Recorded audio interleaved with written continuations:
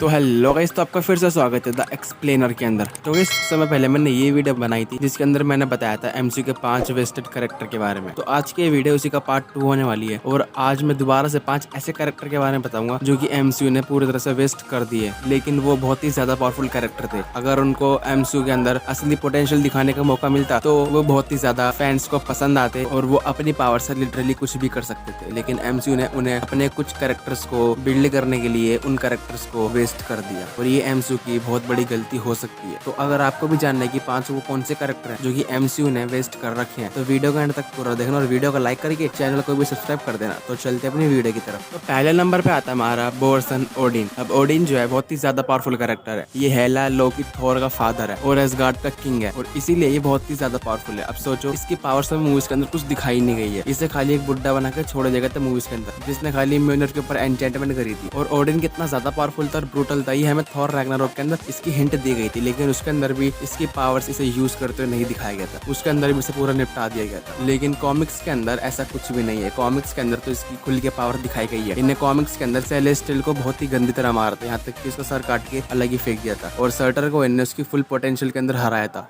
लेकिन हमें मूवीज के अंदर तो ऐसा कुछ करते हुए दिखाया नहीं गया है, खाली बताया गया है कि इन्हें क्या क्या करा है। लेकिन मूवीज के अंदर हमें इसकी एक भी पावर्स नहीं दिखाई गई और अगर इसकी पूरी पावर्स दिखाई जाती तो देखने में कितनी ज्यादा धांसू लगती मुझे बताने की जरूरत नहीं है। और फैंस की भी यही मांगती कि हमें ओडिन को उसकी पावर्स यूज करते देखना है। लेकिन मार्वल वालों ने क्या करा, इसे थॉर रैग्नारोक के अंदर ही निपटा दिया, जिससे ये कैरेक्टर भी पूरी तरह वेस्ट हो गया। अगर इसे मार्वल वाले अच्छी तरह से सेटअप करते तो ये बहुत ही ज्यादा पावरफुल कैरेक्टर हो सकता था पूरे एमसीयू के अंदर का।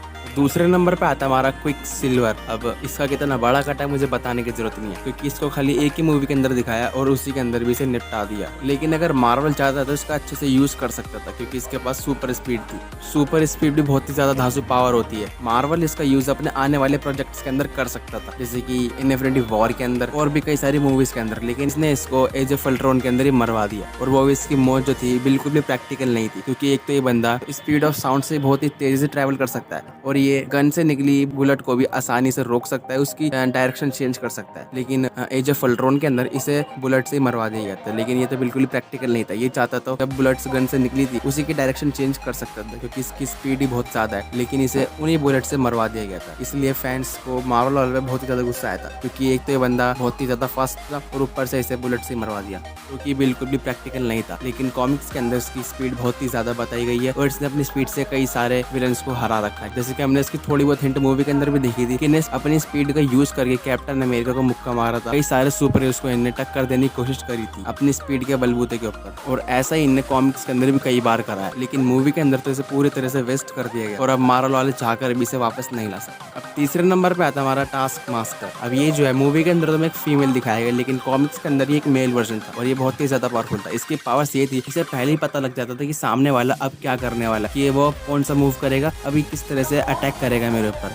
इसीलिए इसकी पावर सबसे ज्यादा लगती और ये अपने एनिमी को आराम से हरा देता था। लेकिन मूवीज के अंदर तो इसका बिल्कुल ही कचरा कर दिया गया था, क्योंकि अगर इसकी पावर्स को देखा जाए तो एक तरह से इसे डिफीट करना नामुमकिन सा हो जाता है, क्योंकि हमारे मूव पहले ही जान जाता है। लेकिन मूवीज के अंदर तो इसे डिफीट कर दिया गया था और वो भी ब्लैक विडो से। अब माना कि ब्लैक विडो एक स्पेशल ट्रेंड है, लेकिन टास्क मास्टर भी बहुत ही तगड़ा विलन है। इसको भी मार्शल आर्ट और भी कई सारे मूव आते हैं और ये सामने वाले एनिमी के अटैक को पहले ही पहचान जाता है कि अभी क्या करने वाला है। लेकिन फिर भी इसे मूवी के अंदर तो डिफीट कर दिया गया था।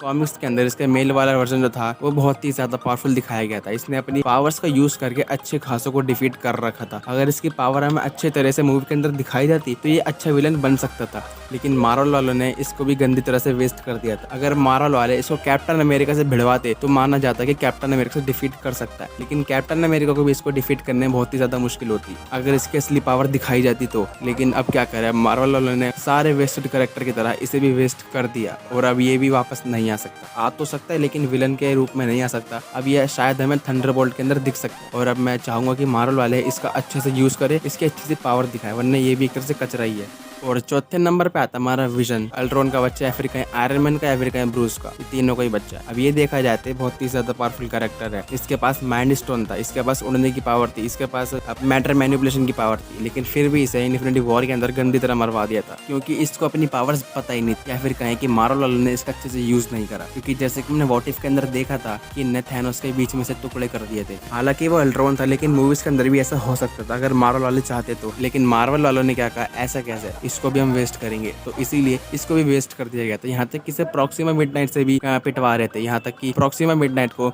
अपनी ब्लैक विडो ने अच्छी खासी टक्कर दे दी थी, लेकिन इस विजन को इससे भी पिटवाया जा रहा था। विजन का अच्छे से इस्तेमाल तो एज ऑफ अल्ट्रॉन के अंदर भी किया गया था, सिविल वॉर तक भी किया गया था, लेकिन इन्फिनिटी वॉर तक आते आते इसको कचरा कर दिया गया, के अंदर इसको खत्म कर दिया गया। इसकी थोड़ी बहुत पावर हमने वांडा विजन के अंदर देखी थी, लेकिन वो भी इसकी पूरी पावर्स नहीं थी मुझके हिसाब से, क्योंकि कॉमिक्स के अंदर भी ये अलग ही लेवल का पावरफुल कैरेक्टर है, क्योंकि इसके पास माइंड स्टोन भी है। पर मार्वल वालों को तो आदत है अपने अच्छे कैरेक्टर को वेस्ट करने की, तो इसीलिए इसे भी वेस्ट कर दिया।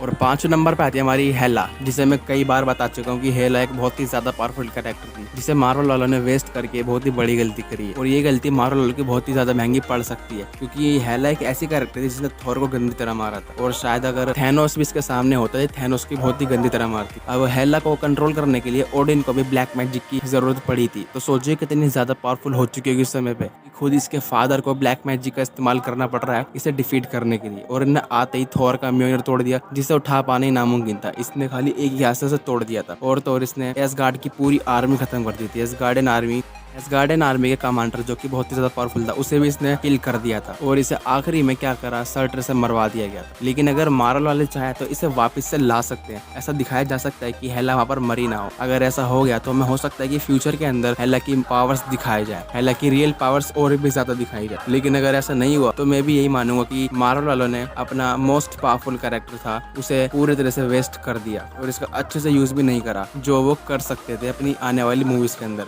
अब मेरा मानो तो हेला जो है वो एवेंजर्स के लेवल का थ्रेट है, क्योंकि अपने हल्क से, वेलकरी से और थॉर से ये किसी से भी नहीं रुक रही थी। अगर मार्वल वाले चाहे तो इसे वापस ला सकते हैं और एवेंजर के लेवल का थ्रेट बना सकते हैं, और उसके अंदर हमें हेला की रियल पावर देखने को मिल सकती है। लेकिन जब तक के लिए इसे मार्वल वालों ने पूरा वेस्ट कर रखा। ये थे गाइस 5 ऐसे कैरेक्टर जो कि मार्वल वालों ने पूरी तरह से वेस्ट कर दिए, और अब वो चाहकर भी इन्हें वापस नहीं ला सकते। कुछ कैरेक्टर ऐसे हैं जो वापस आ सकते हैं, लेकिन कुछ ऐसे जो वापस आएंगे, जैसे कि ऑडिन और क्विक सिल्वर और विजन भी। ये 3 ऐसे कैरेक्टर है जो कि बहुत ही ज्यादा पावरफुल थे, लेकिन मार्वल वालों ने इनकी पावर्स का अच्छे से यूज नहीं करा और इन्हें वेस्ट कर दिया, और ये उनकी बहुत ही बड़ी गलती हो सकती है। लेकिन अब क्या ही करें, मार्वल वालों को जो करना है वो करेंगे। बाकी आप मुझे कमेंट करके ये बताना कि आपको वीडियो कैसे लगी। अगर अच्छी लगी है तो वीडियो को लाइक कर देना, चैनल को भी सब्सक्राइब कर देना। मैं मिलता हूं आपसे अगली वीडियो में, तब तक के लिए बाय बाय।